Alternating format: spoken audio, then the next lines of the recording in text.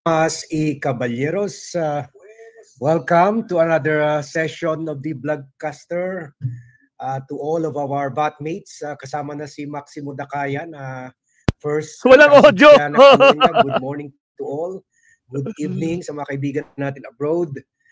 Good afternoon and happy mid.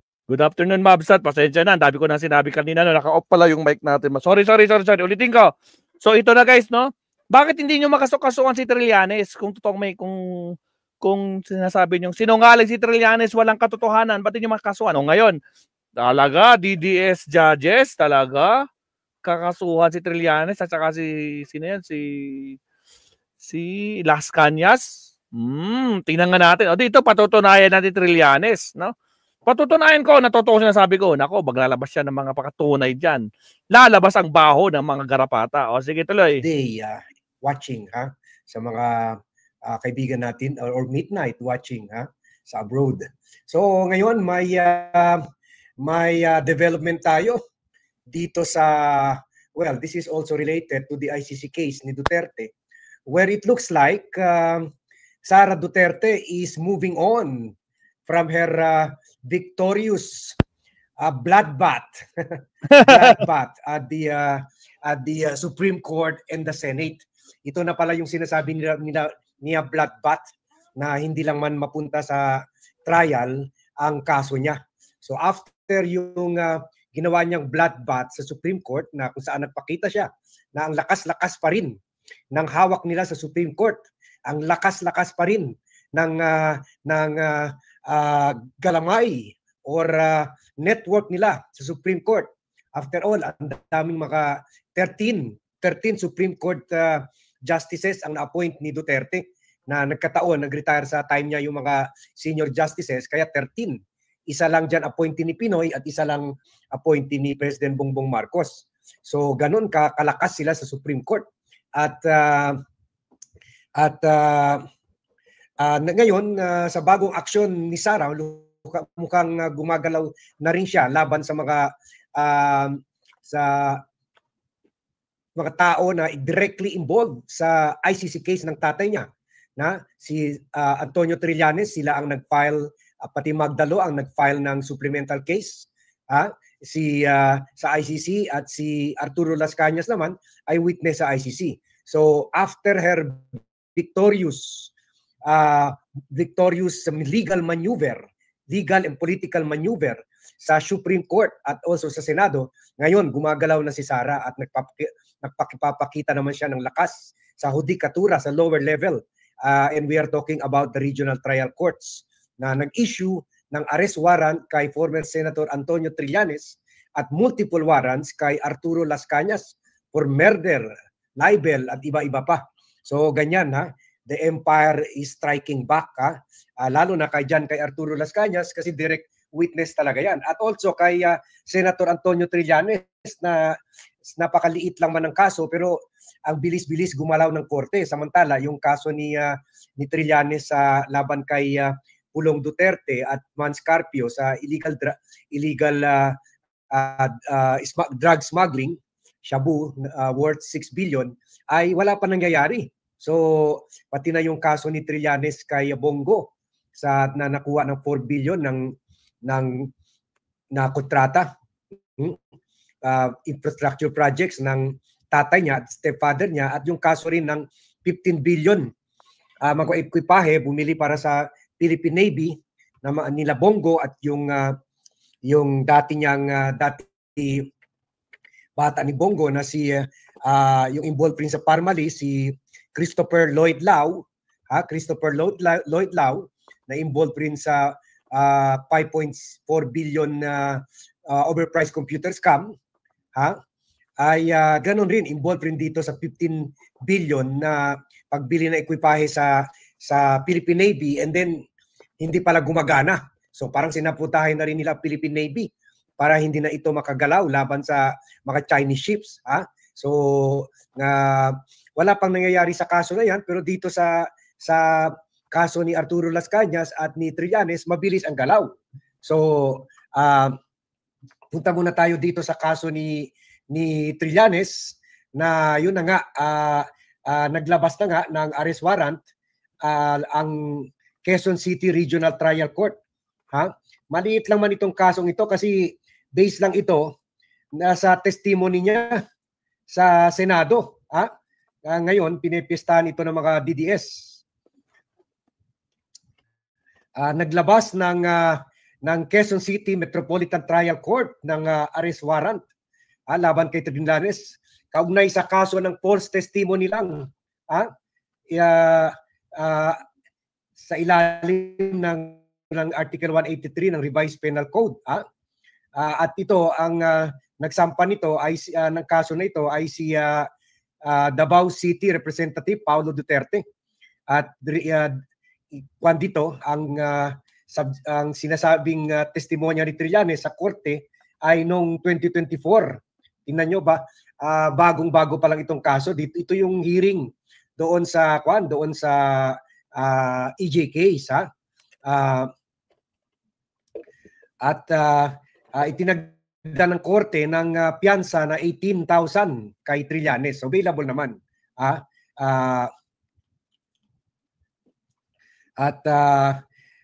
Dahil dito si Trillanes ay nag-bail naman, nag-surrender sa korte at nagbayad yung bail niya for his temporary liberty. So target talaga nila si Trillanes, lalo na itong si Trillanes ang recently nag-anunsyo or sa media interview sinabi na yun na malapit na maaresto si Bongo Bato de la Rosa at may isa pa. Hindi niya binanggit yung isa, pwede si Sara yun. Duterte, ayaw lang niya banggitin. Or pwede third batch na si Sara Duterte. First batch sa arrest si Digong, second batch si Bongo Bato at isa pa, and then maybe Albayalde, and then third batch si Sara. Pero maganda sana no kung kasama na si Sara sa second batch para masaya. Aray ko po. So nag-surrender na ito si Trillanes sa Quezon City Metropolitan Trial Court Branch 131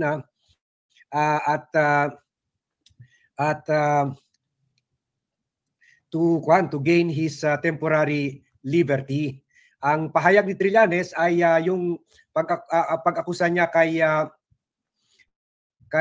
Paulo Duterte at si Manasseh Mans Carpio, asawa ni Sara Duterte, ukol sa involvement nila sa illegal drug smuggling. At ito naman siyempre, alam natin si Mans Carpio ay asawa ni Sara Duterte. Yon. At in relation to this, ito rin, parang ito halatang shakedown talaga ito kay Antonio Trillanes. Akala nila matatakot sa kanila si Antonio Trillanes, no? may meeting kami yan next week. Nag-invite siya sa akin sa isang meeting si former Senator Trillanes. See you po next week. One pala siya eh. Badmate pala natin, subscriber pala natin si Senator Trillanes at parati nanonood ang Vlogcaster channel kasi ilan na lang tayo, tatatlo na lang tayo mga independent vlogger na hindi pa nagbenta ng kaluluwa either sa mga Duterte o sa mga Marcoses. Okay. So ito naman kakorte talaga nila ito yung nag-issue ng Davao City Regional Trial Court Branch 10 nag-issue ng series of alias warrants of arrest. Alias kasi wala nga dito si Arturo Las Cañas, nandun na sa Europa for online libel, murder, and attempted murder. Yung libel, yung violation of the of Republic Act number 10175, the Cybercrime Prevention Act, at dito ininstrukan ng mga otoridad na to present Las Cañas, to arrest Las Cañas and to present him before the court, where he is expected to file a 48,000 bail. So hindi sige, good luck. Habulin niyo si Las Cañas sa Europa. At walang bail na recommend sa murder charge. Walang bail. At meron pang kaso ng two other cases for attempted murder, may nag-set ng 120,000 bail each. Yun. At inistra ng korte, oy, thank you Ilocana Ma'am in Denmark for supporting independent and truthful blogging. Really appreciate it. Okay.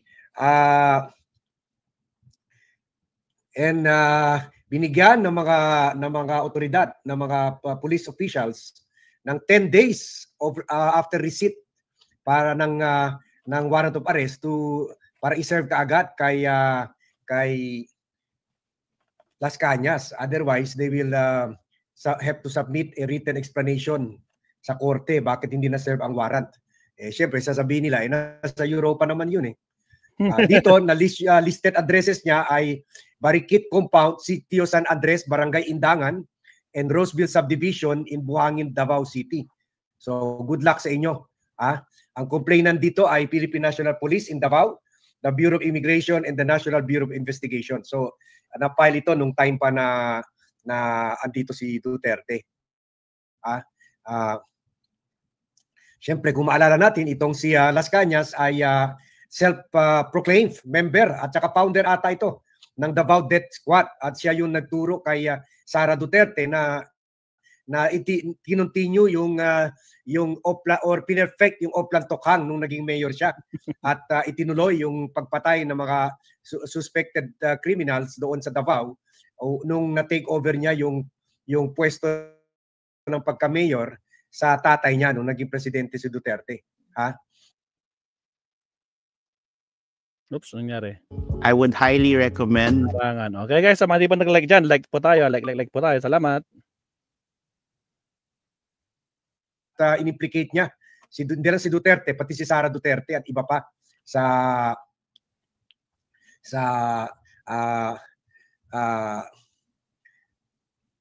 illegal killing, sa mga extrajudicial killing. Yun. At nagkuha na rin sila, humingi na rin ng tulong ng Interpol. So good luck lang. Ang Interpol pa naman ang nag-aresto kay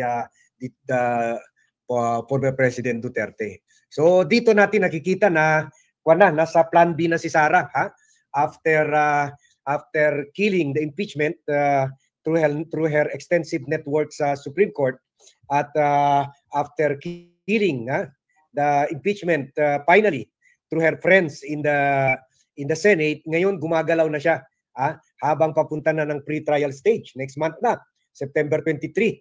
So they are moving to stop Las Cañas from testifying. Baka meron sila network sa Interpol, maaresto si Las Cañas. Hindi natin masabi kasi money can move mountains. Although mga malilinis naman yung mga Interpol officials dyan sa Europa. Pero syempre, nakita naman natin, kahit si Nicolas Kaufman, parang kulang na lang lumuhod kay Duterte. Lahat na lang ginagawa.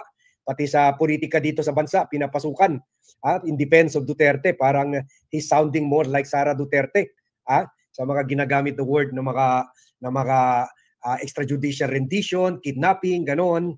So, iba talaga nagagawa yung 150 million monthly na legal fees kay Nicolas Kaufman. So hindi natin masabi na meron rin mga greedy Interpol officials ang maghahanap para arestuhin itong si Arturo Las Cañas. Kaya let's pray na lang siguro, no? Wala na tayong magawa. Let's pray na lang for the safety of Arturo Las Cañas at hahabulin talaga nila ito dahil ito ang key witness talaga kay Duterte. Baksak talaga si Duterte dito. Marami naman ibang mga witnesses pero walang direct kagaya ni Las Cañas na naging parte talaga at narinig talaga lahat ng mga sinasabi lahat ng mga instructions, killing instructions ni Duterte pati ni Sara Duterte. Hindi sa original complaint nila Trillanes hindi kasama si Sara Duterte. Pero based on the testimony ni Las Cañas, isinama na si Sara Duterte dahil yung nga sabi ni Las Cañas, si Sara ang nag-perfect at nag-conceptualize yung Oplan Tokhang. So si Sara Duterte yun. So syempre hahabulin nila yan si Motabato. So gumagalaw na sila to derail. Gumagalaw na sila para isabotahe yung presentation of evidence ng prosecution under kay ICC prosecutor Niyang, yung nag-replace kay Karim Khan. So yun, kahit si Karim Khan nga, pinapatanggal rin nila sa kaso kahit suspended ito. So ganun sila Sara and Nicholas Kaufman ay moving forward na wala silang tulad ng sinabi ni Attorney Nery Colmenares, wala talagang witnesses si Duterte, wala talagang ebidensya laban sa gabundok ng ebidensya at witnesses ng prosecution, kaya yun hinahabol nila they are trying to weaken the case by preventing key witnesses from testifying. Yan ang ginagawa nila. At ganoon rin kay Trillanes para hindi na ito masyadong maging aktibo sa pag-pursue sa kaso. So ganoon na ang ganoon na ang plan B ni Sara na ngayon na alam niya na patay na talaga. Patay pa sa patay ang impeachment complaint. So let's pray na lang na for Senator Antonio Trillanes and also Arturo Las Cañas and Mutabato so that no harm or itong kay Las Cañas at Mutabato para hindi sila maaresto abroad before they get to testify sa korte, kasi importante talaga yung physical presence nila at yung para pwede sila matanong ng prosecution and defense lawyers and also ng mga judges para ma-establish talaga yung credibility nila, at marami pa mga possible revelations na I'm sure hindi lahat pa inihayag ni Arturo Las Cañas or Mutabato sa media. Marami pa tayong marinig dyan during the court proceedings na. O yan So yan muna ang natin, ang update dito sa ICC, and we will be giving you more updates during the day. Thank you very much everyone for watching. Thank you very much for joining me in this vlog, and see you in my next vlog. Salamat, Sir Bad. All right. Okay. Actually guys, meron pang meron pa akong isang nakikita dito, pero syempre lunch break na, di pa tayo nagla-lunch break. Shout out, diyan pala si Papa Vin. Papa Vin, shout out na po. Ito na yung shout out. Shout out Kapsat, Papa Vin. Ayan. So may nakita ko dito, Kapsat, sa politiko na naman, no? Pero syempre, ito, tingnan niyo. Kung hindi, itapit lang natin ito mamayang gabi. Ito, kalalabas lang ngayon. Wala raw connect sa kontratista, yung 20 kontratista. Joel Villanueva's 20 million haul from Jerry Acuzar's firm back in the spotlight. Dako po, nakalkal na naman to. Pag-usapan na lang natin ito mamaya. Mamaya, Babsat, lunch break muna tayo, Babsat. No? Again, maraming salamat po. Wisely Mateo, Papa Vin, Eva Hernandez, Alival, sino pa ba? Jenny Ramos, Alma Pukan, Elma Roma, Meliton, at sa lahat po, Joy Cabrera, lahat po naman nandito, maraming salamat po. Kita-kita lang tayo mamayang gabi, Mabsat, no? So, wala akong sounds. Hindi, meron. Akala ko wala akong sounds. Kanina wala sayang sounds. So, again, maraming salamat. Lunch break muna tayo, Mabsat, no? Kasi nung oras na, mag-alas 2 na, di pa tayo nagla-lunch break. So, kita-kita lang tayo mamaya, Mabsat.